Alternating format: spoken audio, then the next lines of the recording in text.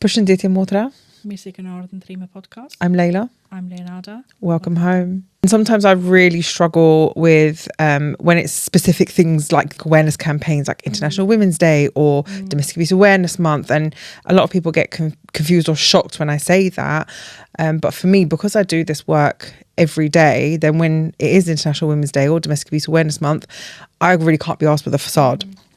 And so I cannot take part in like performative activism, right? But one thing that we do here on the podcast, literally episode after episode, is deep rooted in our feminist values, right? And tackling violence against women and girls in our community. And I think as two women who have experienced both the pull of feminist values and the pushback from our traditional culture, we know how complicated it is, right, to navigate between the two. So I thought what would be really good today to explore is really how feminism has impacted you, I would say, like, since you were a teenager until now.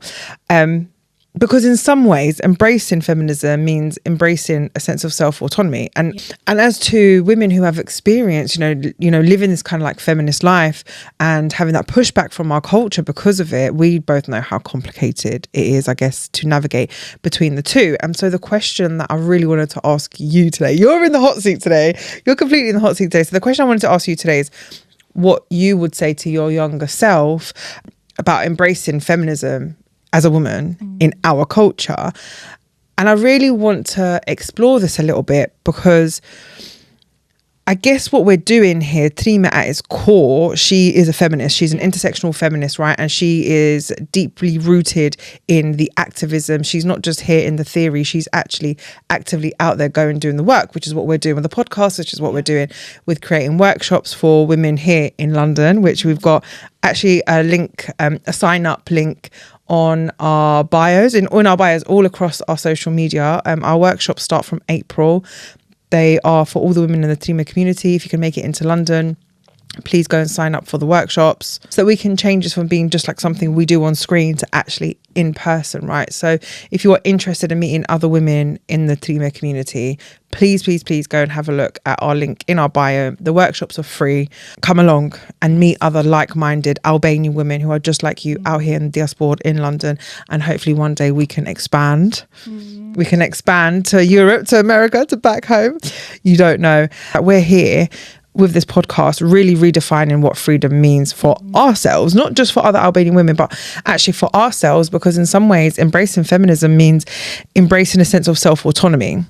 And that's not something we're taught a lot in our community as young Albanian girls. And it's not something that actually comes easy for us with a collectivist mentality.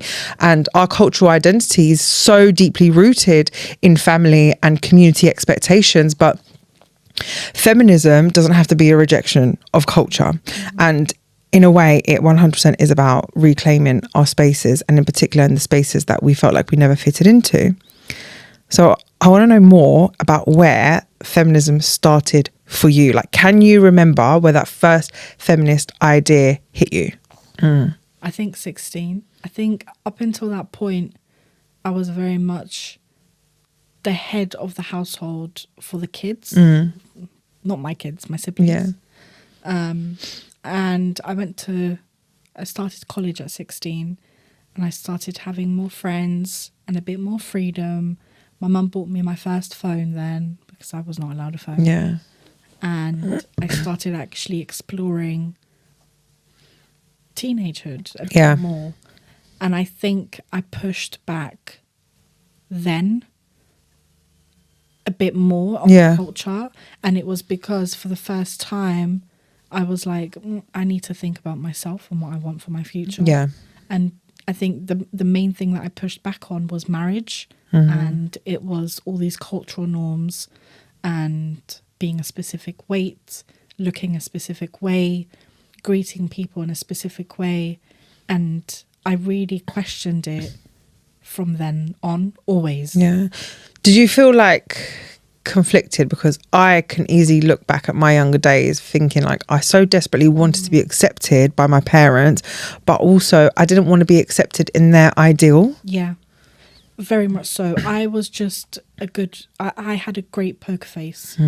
I put this front for everyone else. So when I was with my parents, I just had a strategy, which was focus on my studies. So they see that I'm focusing on my studies. And because Albanian parents, in our culture, education is everything. Yeah, so absolutely. for them, they put that priority. Yeah. My mum didn't care that I didn't help her to cook and clean. But it was so conflicting to kind of take back me and just embrace myself, because I felt a sense of responsibility towards my parents. Yeah. And to be honest with you, I still do. I think it's something we carry through our lives as Albanian children who grow into adults. Yeah, you still do. And that's really when I started exploring. I didn't really know what feminism even was. I didn't. Yeah. So you didn't have the language for it. Like, it was just something that you felt like you knew it. Yeah. It knew that you didn't feel comfortable in the way that your life was as a young girl. But when you started exploring that, even though you didn't have the language for it, was there like a sense of liberation? Because I know for me, as hard as it was, I always knew from a really young age I was a feminist, because that's what I was labelled as, the dirty feminist, from a really, really young age. Everybody labelled me as that. And so for a really long time, it didn't feel freeing. It felt like for a long time, it didn't feel liberating. It felt like I was being isolated and I was being othered. Yeah. Like as if I was like some witch or something. I mean, I probably was in a past life, but like, do you know what I mean? So like, was there ever a point when you started to realise, there's just something that I don't like? Did it feel liberating, or did it make you uncomfortable because we're going against everything we've been taught growing up? I think I felt more uncomfortable, and it was uncomfortable because I was always an outspoken person. I was really quiet, but when I was in a conversation or around someone, especially men in our community, and I didn't like something, I always questioned it. So I felt uncomfortable because I would get laughed at and I would just be like, well, tis din san, you don't know anything, you're just a small girl, you're a teenager. So I felt uncomfortable. I think where I felt liberated was in university, where I actually had to travel so much and I became even more independent. And then I went to Vienna and I even went to Venice with my friends. And when I went to Vienna, I made my own decisions. I went to the Turco, bought my speta, did everything, kind of still brought home with me. But it was the first time where I was really far away from my family that I struggled with so much. Yeah. But I finally felt like I could do anything I want because I was a responsible person. Yeah. I didn't really do komedička, and I was engaged, to my husband. So I felt liberated in that sense, that I didn't really have anyone telling me, you have to do this, you have to do that, think this way, think that way. I could just be myself. Thinking for yourself. Yeah. So being critical for that self-autonomy. Exactly. Yeah. And that's really where it started. But growing up, even in my college days and my university days, everyone saw me with a book, whether it was my dad's side, my mum's side, everyone saw me. I went to Olchin with a book on the beach. Yeah. All the Albanians just looked at me like an alien. Like, why is she reading on the beach? Like, but I always carried a book, and that's where I found like the strong woman. And I'm into like supernatural stuffs, but I would always read something about a strong female character. Like a matriarch, basically, And that's where I found myself. So everyone saw me with a book, so they didn't really question my thoughts as much because they always saw me as the smarter one out of all the kids, because I just kept myself to myself and in my books, head in my books. And I guess in that way I was lucky that I was strategic in that way, because I knew that if I said these things, I would always get like, sure, you're just a girl, sure. Yeah, sure. In those moments when you're describing like being in Vienna, making those decisions for yourself, did it ever feel like you were betraying, like not even necessarily your family, but like something like the culture or something? Because it's like what you're describing is a step towards your own self-discovery. Even if you didn't fully act on it completely straight away or didn't have the language, that's what it was essentially. It was you figuring out who you are away from your family, outside of the culture and outside of the community. In a sense, yes. it did feel like I was betraying the culture, but in a sense, no, because I had my studies and then my husband's visa on my mind, so I didn't even have time. Didn't have time to think because you were so stressed. But once I came back and lived with my parents again, came back from Vienna, I saw immediately all the change that I made. And I mean, this is small change, like small habits, whether it was makeup, whether it was like certain foods, like, I don't know, even hygiene. Not that I was dirty, but just different ways of doing stuff. I saw this massive culture shock for my own self when I came back, where I felt like I was back in a box. And it's interesting because that final year of university is where I struggled a lot mentally for uni. It was just, it's uni. Like, I just struggled, and I take studies really seriously. And I was struggling with university. I was struggling finding a job and then get my husband over.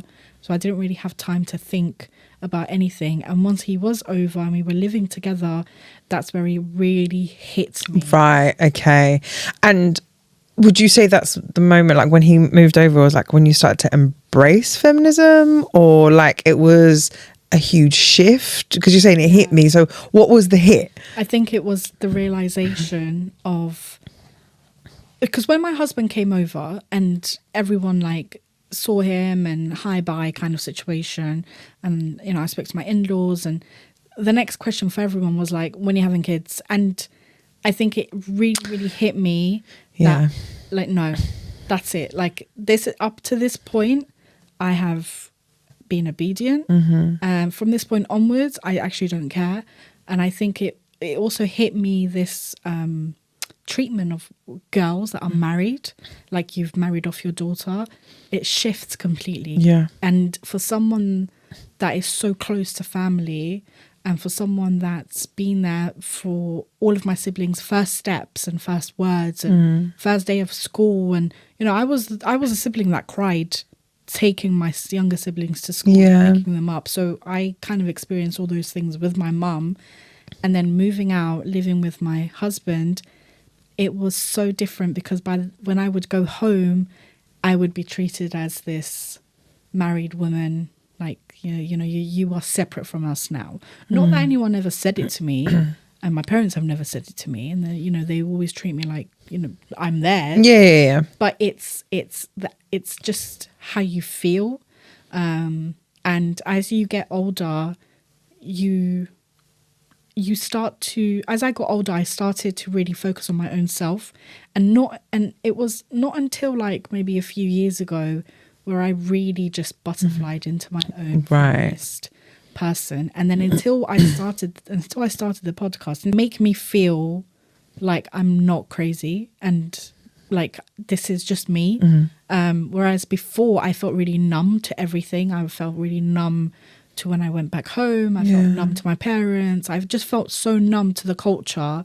But now that I do this podcast, I feel even closer to the Albanian culture than I ever have. Because I see it in a whole different light. A way, like it's like now we have this community, like from the podcast, we all of a sudden like, this is where we belong. Exactly. This is, and this 100%, I've always said that on this podcast, like this has allowed me to connect so deeply to my heritage and to the culture and to the community. Exactly. But before the podcast, for the first 10 years of my the decade of my 20s, I just kind of went with the flow, worked really hard, I really just went through life like just a blob kind of person. Sorry, just why did you say blob? Because genuinely that's how I felt. Like a blob, like just no purpose, no meaning. And I think it links into, I guess, the treatment of girls that not only work with a family but also get married, and the way you're treated as a married woman, and then the expectation, the expectations of you have to have kids, you have to do this. Yes, we love that you've built a career, but that's not everything. And then it's just that kind of treatment for the better part of 10 years. I pretty much felt like I was just growing with my husband, and I'm so lucky to have him. Yeah. Because he's you know, he's a part of the reason why I am a feminist. Yeah. He's the one really that kind of pushed. Did you hear that? Did you hear that? Did y'all hear it? They're out there apparently. They apparently they exist. No, he's so great because he doesn't he doesn't expect anything cultural. Like he doesn't have any cultural expectations. You know, we laugh and we love the culture, but we pick and choose. And he really allowed me to be this better version of myself. But until the podcast came, I didn't really have a goal in my life. I didn't really know what I was doing. I knew I had a calling somewhere, but I didn't know what. I didn't know what it was. And I always had this this pushback of everything. Yeah. Like, always getting debates with the men in the family. Even my mum. I gave up on that a long time ago. Like I gave up on just talking to men in general. But you try, and even that, and you kind of feel stupid for thinking a different way. And the podcast came, and I'm like, but because I'm hearing you say, like, you know, I felt so numb, and what do you think that was like? I guess what my curiosity is making me want to ask you is if that was from fear, like that numbness of like fearing, because if you fully embraced it, then it feels like there's a sense of disappointment from the family, from the wider community. And looking back now, do you think you can identify what those fears are? I think the biggest fear is losing that connection with the family and the wider family and the community. I think it's being kind of pushed out completely and just being seen as like Leonarda tranu krejt, like quite literally, mos hin debat me to, mos fol me to, sa ajo shkrejt e trend, ajo zoti që ka ditë me bashkë, like the things we say are so like they're so demeaning, aren't they? They're so demeaning, and you hear everything about it. But it is fear. It's truly fear, because you don't know what else to do. The thing for me is I didn't know anything else. If I was gonna embrace this whole feminist aura about me, who am I gonna do it with? Like, I know, and you're so right. And I think it's something that we don't talk about often because we don't get the chance to as Albanian women who are feminists, because just being an Albanian woman alone is an intersection, but then actually being a feminist on top is an even extra added layer that makes it even more complex, right? But I think, just like you said, like I didn't know that there were so many other Albanian feminists that existed. So there was a sense of like loneliness, and there was a sense of like fear, like you say, of losing the people around you because they were only connection, they were support network. And I don't actually think I've ever heard a lot of people talking about that, that fear of losing those around you for your feminist views. It's a harsh truth. It genuinely is a harsh truth, because you're treated differently. You just the tension in the rooms when you walk in, literally you could cut a knife. Oh yeah Genuinely. And I think as I've gotten older, and as I've just gotten more and more happy with just me and myself and I and my husband, obviously, and just our little bubble, I get to pick and choose who I get to hang around with and who I don't. Yeah, because the thing is like out of fear, sometimes we act in certain ways. And do you think that showed up in a certain way for you then? I think the way I acted out, and I think a lot of people just got to know me for me, is if I heard something and I saw you, I'd confront you. But I'd also just stop talking to you. And people would call my mum and ask her why. Yeah. And my mum, she was really proud of the fact that I just cut people off like that. Like she just, she was just like, you're doing something that I could never do. Yeah. But I chose peace over everything else. And I just started cutting people off. Left, right, and that included cousins, that included everyone. I just went on a purge on, like, this was when Facebook was a main thing. I just unfriended loads of people because I was like, you're not adding anything into my life. Yeah, absolutely. I hate seeing your face, so I just but that's how I acted out. But people started to know me for just being really straightforward and getting to the point. And when you grow up in an Albanian household, any Albanian household, everyone speaks about you. Yeah. Everyone picks everything about And completely picks you apart. But they don't. Yeah. What they don't expect is you to confront them for it, and you to kind of be like, I don't want you to talk about me. Yeah. Like, leave it, the chat. And people were really surprised. So that was kind of like my activism kind of. Yeah. So it's, I guess what you were saying as well is that you knew that your fears were validated. Again, it might not have the language, but you felt validated in how you feel. Yeah.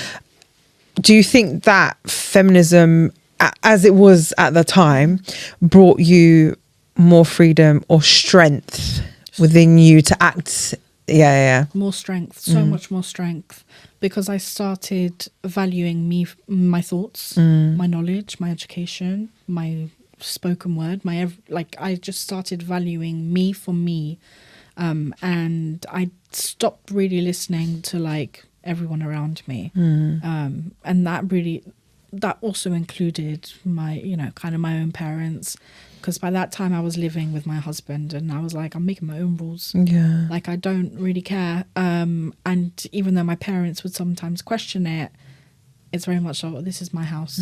Like, my house, my rules. Like, I don't really care for any of that. But also, I have to point out, this was the time where I also got into my faith a lot. Right. And my faith really, really liberated me, because I was like, I don't need to do this. Yeah, Bye. yeah. I'm not doing it. I'm not doing it. It really liberated me. In my 20s, I went through cognitive depression. I went into therapy. Yeah. Like, there was so much going on. Like, my whole body was going through so many changes. I got PCOS, and then depression, came out of it, changed jobs like 4 times. Like, the first year of marriage was really hard. Like, I think that's hard for everyone. Yeah. It was harder because of depression. It wasn't harder because there was something wrong with both of us. It was because of depression. Yeah. And there's nothing wrong with having depression. At some point everyone goes through it. But I think once I started listening to lectures and really kind of embracing my faith and learning about the rights of a Muslim woman, and really reading a lot about Muslim women, the first Muslim women and their achievements and who they were and what they stood up for, I was like, yes, that's piece of me. That's me. Because I was like, why would I think I started to question myself in terms of like, these women that were here over 1,000 years ago did so much for women's rights within Islam. Why would you let a man-made culture decide what you think you do? And I think that's kind of where I kind of became even a bigger butterfly. And my mum was just she pushed back so much, and she still does. She just doesn't really get into conversation with me anymore about it. She loves how I think and what I do, and she's really proud of me, I know that, but she doesn't like the fact that I'm not really obedient anymore. Yeah, it's the obedience, isn't it? It's that because they never got the chance to speak, and they never got the chance to confidently be themselves and wholeheartedly themselves, that when they see it in other women and other girls, I think that's actually really difficult for a lot of women in our culture to face, because then they start projecting their own insecurities onto maybe like our generation and the younger generation. I really hate that. Like, it's something that it's not empowering whatsoever. And I think they also continue cycles. Yes, absolutely. And this is why we say it's generational, because this is how these cycles are passed down from one generation to another, because the older generation sees something in the younger generation that they never dared to do themselves, and so they want to keep them small, and they want to keep them silent. Exactly. And also what I've seen with my own mum is, for example, she would say stuff, she would talk about her experience growing up with the cultural expectations and pressure that she had as a child and teenager. And my mum got married at 17 years old, so like, she was really young when she got married, but all of those expectations and what she went through, and what her mum kind of taught her, and what she absorbed, she's like, she always questioned it. But I see my mum doing the same thing. And because suffering in our community is passed on. We're women, we must suffer. And she does it without even knowing, without even realizing. And I always try to like kind of say, Mum, like, you know, you said you didn't want to be like this, and you kind of are. So I think for her, she feels like she's got nowhere to go, and nowhere to turn to, and it's very difficult because she feels like she's small. And I know, really sad, I know, like I can see it with my own eyes, and you know, she calls me and I kind of have to give her that pep talk. She isn't small. She's bred 5 kids, like not small at all. Seriously, and she still works. She's in her 50s and she still works, and she does so much. I just wish she would see herself as I see her, which is like this stool, like this bander, like I don't know what else to say, like a concrete force. But she doesn't see herself like that because she was never brought up to see herself like that. And not that I'm saying we were, but we had the advantage of going to a school in the UK. Yeah, and we had more like snippets and pockets of breaks away from the culture and away from the community, because those of us who grew up in the diaspora, like when you went to school, you had to immerse into the British and English culture. Like it's just the way it was. It's just the way it is when you live in the diaspora. Exactly. So it's, you know, for us, I have to admit, it was slightly easier because we could just, you know, when you go to work, when you have a child, you can kind of like... it's like a break. It's an escape. So that's kind of how it was for us. And it was just, I was a complete different person at school compared to home. Do you think, like, obviously, I think a lot of women in our generation have had to learn how to parent themselves, like, and that's not to say that we were neglected in childhood. And I always tell people, like, when I say my childhood was bad, I was never neglected in the sense that I was always fed, I was always clothed, you know, like I was always safe in that sense. And we never went without in that sense. But in terms of having to... an emotionally present, emotionally intelligent parent, that's where I personally lacked a lot as a child, and I've had to learn how to parent myself, but not just normally, like I'm a feminist.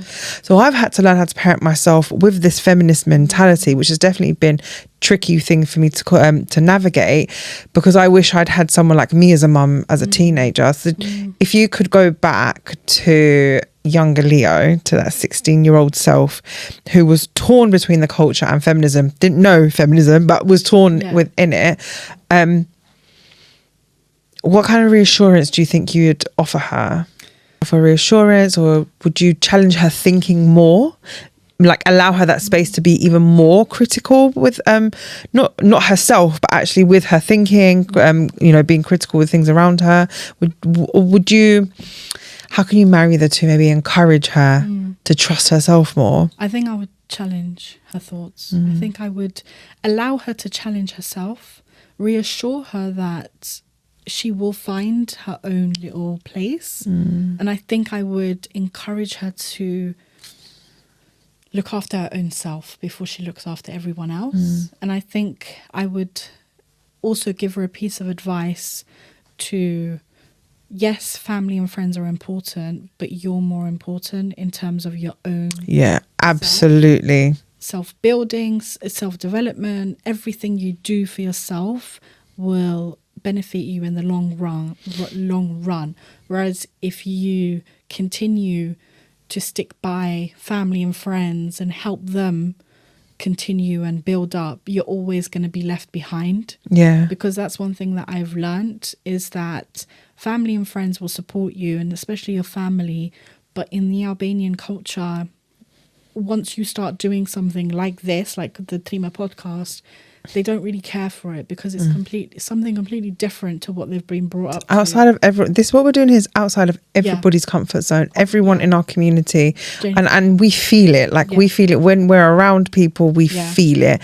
And it's interesting because even times where people are championing us seemingly, you can still feel that these conversations that we have and how raw we are, it still makes them feel uncomfortable, because they don't know how to process it. Because the space didn't exist before. No, it simply didn't. And also, I think the fact that it didn't exist before they also can't believe that we're the same people as Yeah. we see on their Yeah. Absolutely. Absolutely. Like we're nice and we're kind, Yeah. but we're also very comfortable with our. That's the thing, isn't it? Like, we are comfortable with those, and that is what feminism has ultimately allowed me to do. Yeah. It's allowed me to be 100% comfortable with who I am.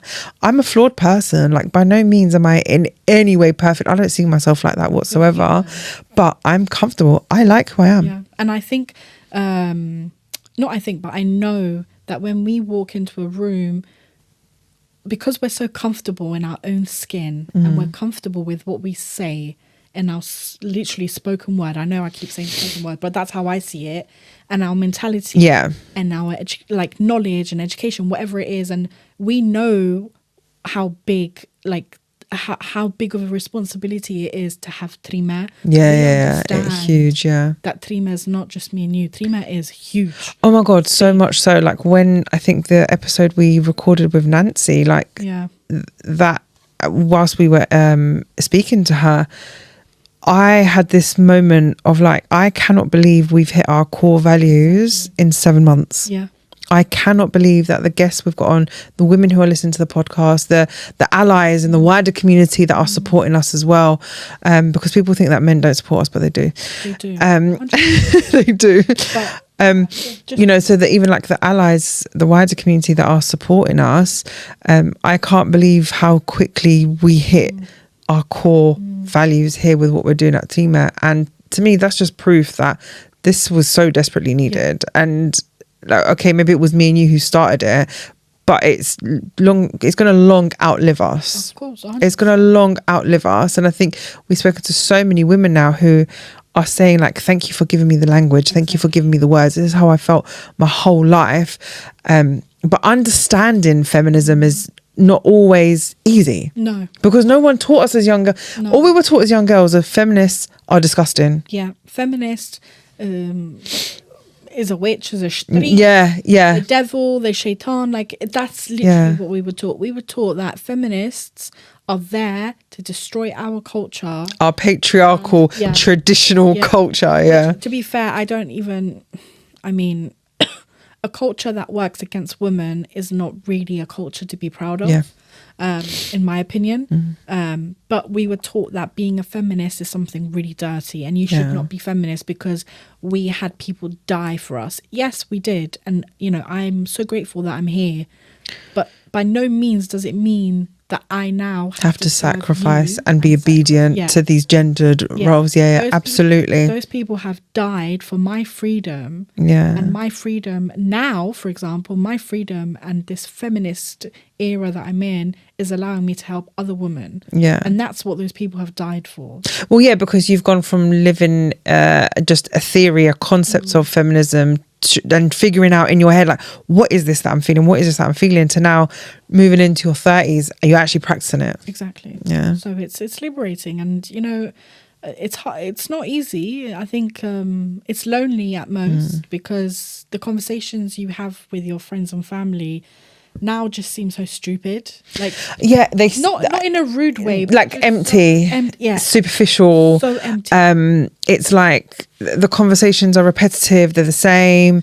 We're not really discussing how like real progress can be made. We're just discussing the same things over and over again. Like discussing things in fairyland. That's how I look at it. Our little Delulu that we live in. Absolutely. Little Delulu, like, this year I'm going to go to Kosovo and I'm going to buy this dress and I'm going to do this and I'm going to go out here, I'm going to do that, I'm going to...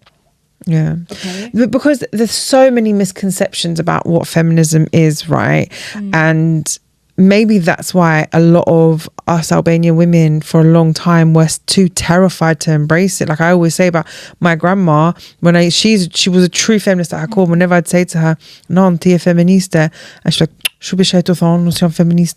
but at her core values were feminist values. And I think there's so many misconceptions in our community, such a huge misunderstanding about what feminism is. Feminist, we're not here to destroy the culture. That's contrary to popular belief. Contrary to popular belief. I don't have the energy for that. Like we're not here to do that. It really is to save our women's lives. Yeah.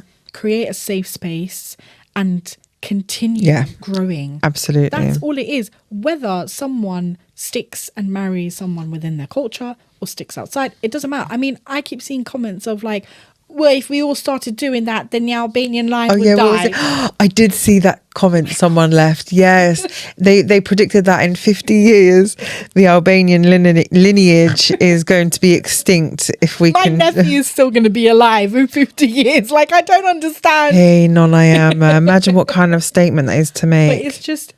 But how, like, it begs the question of how do you think humans came about to the billions? Exactly. Exactly. It just makes no sense. Exactly. So I think it's, now that I have these conversations with everyone, and now that I'm focusing on this and Trime and trying to build something which I can then leave as a legacy, both me and you can leave as a legacy, and they can carry it on and continue to open these spaces and continue liberating everyone, these women, and making allies of men. We don't hate men. I'm married to one. We don't hate men. The thing is choosing yourself, right, in any, whether you feminism or not, right, is a radical act of self-love. Like we've spoken about that before. Putting yourself first is a radical act of self-love, but actually then living in this way of being as a feminist is an even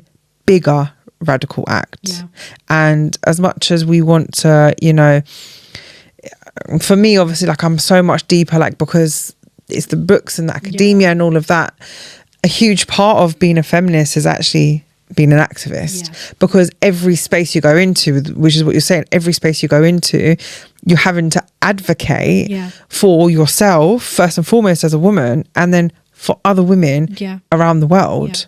Exactly. And call out behavior when you have to call it out. But also, how dare you call that behavior out? How dare you call it out? But how dare you have that's what people think. I think a lot of times when they're listening to this podcast, I think how they cannot understand how it's not just me and you, it's also the guests, it's also all the women who are listening. They cannot understand how there is this huge community here now who have the balls to say this, to have these conversations now. They just they cannot grasp that concept. No, they can't, because and I will say this time and time again, what the Albanian traditions have done from the beginning of time, from the canon time, is they've created this system where the man rules and the woman listens. And what that has really done is turned our whole traditions into a situation where the woman, she only really looks forward to like Delulu stuff, like rainbow stuff. No, well, I mean, there's nothing wrong. Like, I love everything about our culture in terms of like dresses and dorsma and all of this, but I love seeing women love them and themselves, and I love instead of actually holding their own shackles. Exactly. Instead of actually it's like the key to the freedom is right here, and what's happening in Trime is like it's now showed other Albanian women that they have that power to literally take themselves out of these shackles. Exactly, because the men, unfortunately, the men and internalized misogyny, whatever it is, generational trauma, what it's done is it's made women feel like they've got no other corner to go to. It's all literally four corners. It's just a square box, and that's it for the rest of your life. And now that Trime is here and it's actually breaking those walls down, or it's sending ripples, it's like an earthquake through this whole like community. I'm not going to say the whole community, because, you know, some people. Well, the thing is like some people don't want to change. And you can't change those people, and that's fine. We're not and I think that what needs to be really, really clear is Trime is not about changing people who don't want it. It's about actually providing that space for the women who finally recognize themselves in Trime, who finally see themselves in Trime. That's what it's about. Exactly. The first time, this is where the women here now with Trime have the safety to engage in these conversations away from the violence, away from the sexism that they would have otherwise faced, away from that kind of like anti-feminist mentality that they otherwise would have faced in amongst the community when discussing these issues. And whilst I guess like in your 20s, you know, you were kind of almost living this fog. Yeah, living in a fog, in a bubble. And now you're like, oh my God, this is it. Yeah. This is what it means to be a feminist. What does that look like now for you in your daily life? Freedom. Looks like freedom. To be honest with you, it looks and feels like peace. Yeah. Genuinely. Looks and feels like peace. I am more patient. I'm really calm. I don't really have like that temper tantrum kind of behavior anymore. And it's more because I don't have anyone pushing back. Right. Because I'm in my own space, in my own, you know, in my own environment, in my own house. Me and my husband have really set everything up to be a safe space for both of us. That's our sanctuary, and it's a protected sanctuary for me and him. And we don't really allow anyone. We don't really call a lot of people over because we just don't want to. But it's more than that. It's a mentality as well. Like it's more than just the physical thing about being safe. It's the mentality too. Yeah, it's the mentality. The trusting in yourself. Yeah, exactly. The trust in myself. And I go in, you know, I wake up knowing who I am. Yeah. And I go into the office knowing who I am, what I'm working for, and valuing me for me. I don't now it just genuinely, I just walk away from. I've seen the biggest shift, like from when we met. Like you were a badass anyway. Like you were a badass, quite literally. That's what drew me to you in the first place. But just from when we met, like I've seen such a huge shift. Yeah, it's like as much. But the thing is when women have a right to be angry. Yeah. They absolutely have a right to be angry, and women do not deserve to have their anger misplaced either. No. And so I went through that phase as well, where I was like super angry and swearing at everyone and calling everyone out, but I realized that my energy was. I was just channeling it in the wrong way, because we have a right to be angry, but we also want to be heard. Exactly. And I think that's the transition that happens in a lot of people who take on feminism as a journey, is that they start really angry that I can't believe the world has been doing this to us our whole lives. And then you're like, hang on a minute, it's not that people don't listen. People don't listen to you when you're shouting and screaming. They don't listen to you. I mean, the women don't get listened to anyway. But you start to realise that you're wasting your own energy, channeling it into being angry, when you can channel it into something like this, something productive, something creating safe space, creating community. And this is quite literally like, this is what it means to be a badass bitch. But I've watched you transition into that now. Thank you. Fully. Thank you. I feel like I've come a long way. Like now it's like those core values of why we started it is you're actually living it. Yeah, exactly. Absolutely. And I'm living it in my own life. You know, I don't really get into debate. So it's showing up in the decisions you're making every day. Every single day. Decisions that I make, people who I talk. I don't really entertain any conversation that I don't want to be entertained. I know you in and out. I don't care. But do you remember in the beginning when people used to be like, oh, you delete comments. And do you remember how confident I was? Like, yeah, I do delete comments, because I don't entertain conversations that I have where the intellectual capacity is zero. Exactly. I cannot engage in those conversations with people. Exactly. And we still delete comments. Yeah, absolutely. Anyone thinking that we do. Yeah. We see every single Just don't waste your breath. Like literally don't waste your breath. You're not going to get what you're looking for here. No.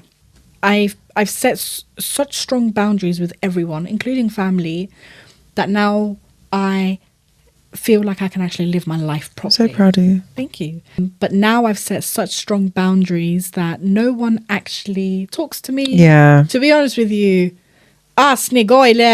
like drejt për para, that's it. Like I get to live my life exactly how I want. And I don't really have to show face for anyone. I don't feel like I have to. The only person you have to show face for is yourself. Exactly. That's the only person as long as you're happy with yourself, with who you are. Otherwise, you will live in a fog, like you said. Exactly. But now, like I walk through life just so confident, and I also feel really confident in who I speak to and who I don't. And I pick who I speak to. And I know it might sound harsh, but I need to protect my own energy. And I think that's what feminism has really shown me, is that you have to protect You have to. Because you give so much, in turn, you have to protect yourself. Absolutely. Exactly. And people like auras are a massive thing for me. I believe in auras. And I believe in like the environment you're in, because I think the environment you're in can make or break you. And I just don't like certain people in my aura. Like, I don't want you here if you're going to poison my aura, if you're going to make me angry. It's just not worth it. And I think that's the biggest growth that I can see in myself, is that I'm just not that person anymore. Like, I just don't care. Like, unless you're going to pay me money, I don't care. Pay me my money. No, but genuinely, it's just this is how much we've become like one now. But with the thing is though, so you have had a much more traditional involvement in the community, right, and in the culture, and now I guess like transitioning into this version of Leo. What parts of the culture and your identity have you reclaimed or reshaped or merged together? I know there's 3 different things, which is why I'm asking 3 different things, because to reclaim parts of the culture, to reshape it and also merge them together. Oh, that's a tough one, because I think I've kind of I identify that I had a lot of internalized misogyny. Like, I'll be the first one to put my hand up and say I did, and I've kind of let go of that bit by bit. I think we're just so internalized misogyny is engraved in us. Yeah, absolutely. And I work so hard to try and just like, I always have pep talks with myself. Like, it's the way you talk to yourself. You have to. So I stop myself. But the things that I think I've reclaimed really is like nostalgic things. I think those things, I see them in such a different light now, in more of a beautiful way, where when it comes to like food, music, those sunset nights in Kosovo. Oh my God, like if I close my eyes, I'm actually there. Like in the Kathon, making flea. Like I can hear the roosters in the morning. And I think I have reclaimed it to be part of my childhood, because it's really the only part that I enjoyed the most. Trying to take out the misogyny, but understanding it's there, but reclaimed it and put it into my memory box of this beautiful snippet. And reshaping in terms of like, when I go back to Kosovo, of things I like to do. I still love going eating chihuahua. Oh my God. In a baguette. Tap. No, in a pitalk. No, in a pitalk. Oh. Tap. Med upp I bed. Oh, DX. Oh, Eller med kass eller kryporna. Only do the melakna. Shredded cabbage. So it's those things that like I now do, and I entertain. Yeah, right. And I go, like, I love looking at art, history. What I've reclaimed a lot is the beautiful parts of our culture. Art, history, music, poetry, people that have actually made a dent in our culture, people that have fought for our culture, strong women like Short Galita that I did a whole International Women's post about. Those people, that's what I've reclaimed and kind of reshaped, and that's how I remember, that's how I know my culture to be now. I don't really associate myself with like, you hit like, the nail on the head, you know, like even my dalome, yes, it's traditional, but I see it as my power. Like it's a powerful thing, and it links me to my ancestors. That's mine. It's handmade, thanks to my husband, breaking the bank.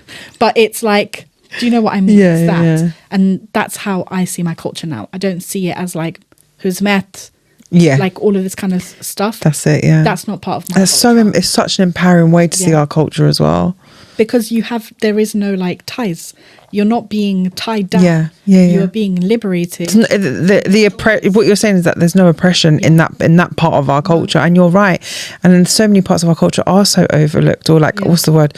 underrated. The arts in our culture, so underrated. The novelists, the writers, the poets, all the wordsmiths are so like they've just gone almost under the radar because all we've known is this patriarchal way of living. You know, like as we're having this conversation, right, and I think also just some of the things that me and you have bonded on the most is we almost see like our inner child in each other. Like we know what it's like to be that oldest daughter. We know what it's like to be survivors of genocide and war. There's so much that we relate to each other. What would you say to your inner child if she was listening to our conversation right now? How do you think she'd feel? I think she'd be really confused. Honestly. Very scared and confused about the things that we're talking about because it's so foreign. But I think it's for my inner child probably. That's a really honest thing to say. That's a really honest and raw thing to say. I think most people are like, oh my God, they'd be so proud. But actually you're right. I don't think mine would be proud because they wouldn't even know be terrified. Genuinely. Like understand. So genuinely I think they would be so scared, just terrified of the things I'm saying, because it's a whole different world separate from family. She wouldn't even recognize. No, she wouldn't. Because my inner child is so linked to my family. Like she breathes, she gets her breath up. Like it's terrifying the thought of doing anything that could upset the status quo. Exactly. But I think I would just say to her like, this is your journey and you're gonna change. You're gonna create something that's really gonna change everything for Albanian women. Absolutely. And I think that alone would probably make her feel ready, but very terrified, very scared and terrified of this whole journey that she doesn't even know she's going to get on. So yes, I would love to say like, oh, you know, my inner child would be so proud and so ready to fight. No. But she wouldn't even know what she's fighting. Like, she'd be like, okay, but why are we doing this?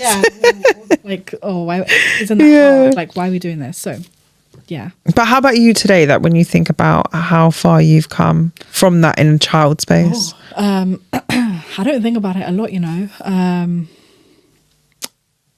I think I'm just so proud of myself for the person I am today. I think I'm proud that I've just embraced it and I jumped the gun. Like I didn't even think twice about it when you messaged me. And I'm proud to have you in my life. I'm so grateful because I get to be my inner child with you.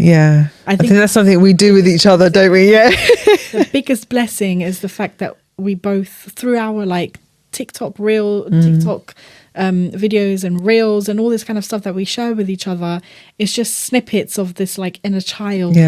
And we understand each other so well that I'm so grateful to be sitting here in the month of Ramadan to just feel so content and just so ready. Leo, not many people can say that. Just so ready to just go forwards. Like the thing is navigating the tension between family and culture is huge for us. So the family loyalty and that sense of community are such strong forces for us as Albanian women. And embracing feminism oftentimes, as you've so rawly spoken about, can feel like a betrayal to those values. It can be a shock to the system, that fear of disappointing family, of being seen as too Western, too radical, can definitely keep us from fully embracing our feminist selves, especially in the diaspora where there's pressure like askto asate. Do you know what I mean? Like you're faced with standing in the middle of two worlds and you don't quite know which way to go. But the one thing that I really want to say is embracing feminism doesn't mean abandoning family or community. We haven't abandoned community. We actually created a new one. Exactly. And that's so refreshing to belong to something in a way that honours our personal beliefs and our culture at the same time. Exactly. I agree with you. Do you remember back in January, the first episode we recorded this year, how angry you were? Yeah. And you were like, fuck this, fuck that. Because I know you can't swear because you're fasting, but like, you were like, F this, F that. Yeah. You know, I'm so sick of it. I can't take this anymore. And now look at you. I know. I think in January, I was trying to run before I started walking. And I think now that stuff are falling into the place, it's so empowering. And you're embracing it. I'm so grateful to have a first class seat in this journey. So I think it's just. But you were always this person. That's the thing. You were always this person. And I think what's hard for us as women is and I say this so many times, but putting ourselves first, putting our true wants and needs first. Why don't we do it? I mean, let's just take out the cultural conditioning and the patriarchy and misogyny. A lot of the time we're so terrified because we don't know what that looks like. Exactly. And that's why your answer saying, actually, no, my inner child would be shitting herself probably. Like, what are you doing? Yeah.